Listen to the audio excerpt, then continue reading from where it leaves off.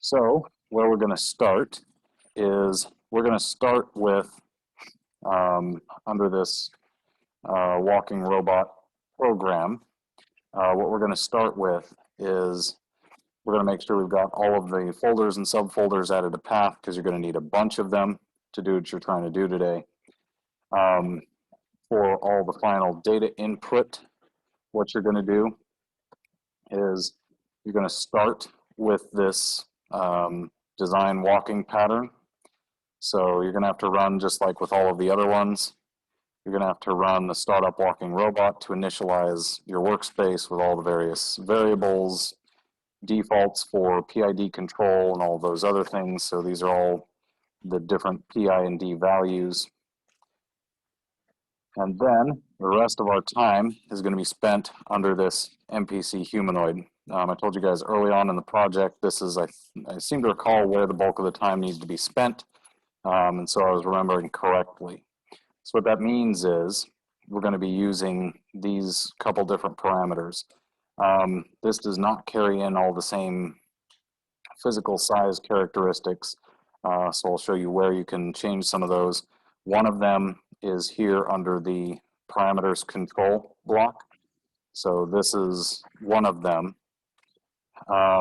They have, I think, a little different scale on this one. So you can make some changes to some of these, and what that will do is change the physical outcome for part of the model, at least as far as the physics that are involved. We can also look and see where it's pulling data by kind of looking a little farther into the detail of the blocks under this one, the walking robot 3D MPC. So this is starting here at our design block. We can do, I'm going to go ahead and save this data for now. We can change things like the step parameters. So what this is going to do is go through and calculate using the inverted pendulum equations. We're going to set a couple things like the time constants. If you mess with this significantly, you really end up with some challenges as far as array lengths and some other things. So originally this is 1 e to the minus 2. I've upped it just a little bit so that I have some additional flexibility. Then down here, when we're doing the discretization, that's a great word to make sure that you're awake at the beginning of the morning. Discretization. What we're doing is setting things like the step width, step length, and the amount of time for each step. So lots of different parameters that you can adjust here. So if it's a faster gait, you might reduce the step time. If it's a slower gait, you might increase that step time. If it's something modified like a Trendelenburg, it might be something like a little less overall.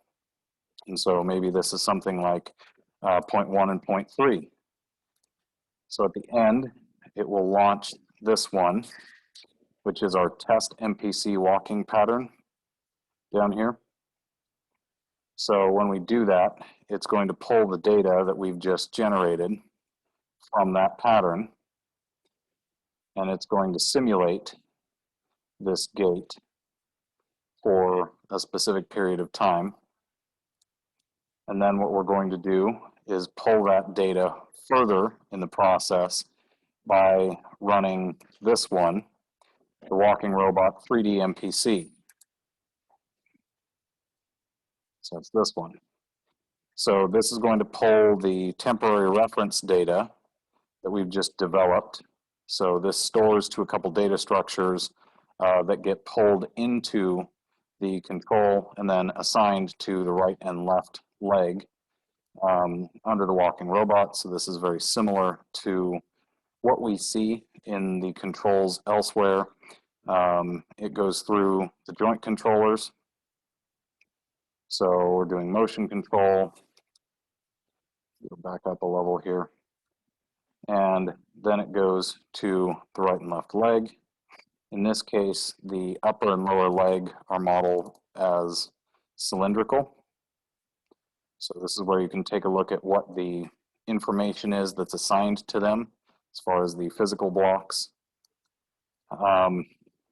And take a look at what the values are. So these are in centimeters. So instead of being in meters like they were in prior systems, so that says, based on this, we would look at leg radius and then lower and upper leg length. Those are in centimeters.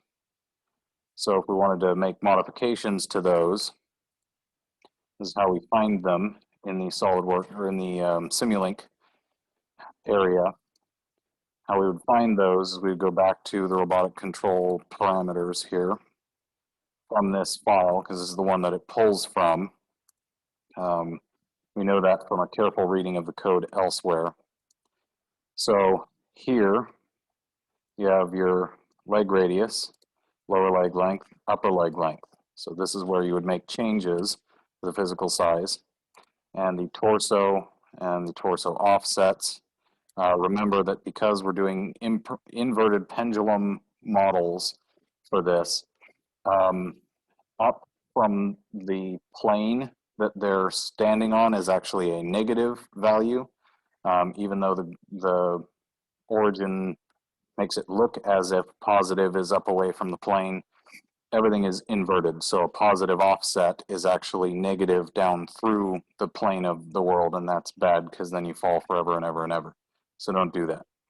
But this is where you make changes to those parameters, and you save any changes that you make.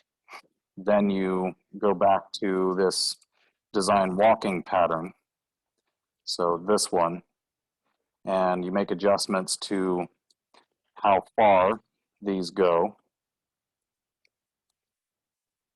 And you run this. This will update in our test walking pattern. So that's the last file that's called. It's the Simulink file that's called at the end. And if you've done something very incorrectly, what will happen is if you've got too wide a step, or if you've got too far and it's trying to go too far too fast, and the step lengths aren't enough, you'll have all sorts of aberrant behavior at the end step where you go to simulate this portion with the 3D MPC. So we're going to go back to that one, and we're going to run it with our updated file. It'll bring us back to the Mechanics Explorer, and we'll be able to see what it looks like. So if the steps are too far and too slow, you'll end up with a face plant. So the robot loses control there. So you go back and you go, all right, well, it didn't exactly work. So we go back and we say, all right, so the step width at 0.5 and with this step length around 0.4, we make adjustments. We have to run through the calculation for it to map the trajectories. Once that's done, then we go back and do our MPC simulation with the updated data. We take a look again at our Mechanics Explorer, and it will put in the new information. And there we can see we have a stabilized walking pattern. So now you can imagine if you increase the height, you increase the leg lengths, and so on, as 10 centimeters is a little bit short. This is a little tiny, tiny, tiny robot. So you would need to scale things up a little bit accordingly. So that's how you can connect your data that you've gathered with this walking model and actually make this work in a reasonable fashion. All right, so I'm going to set up breakout rooms and get you guys started.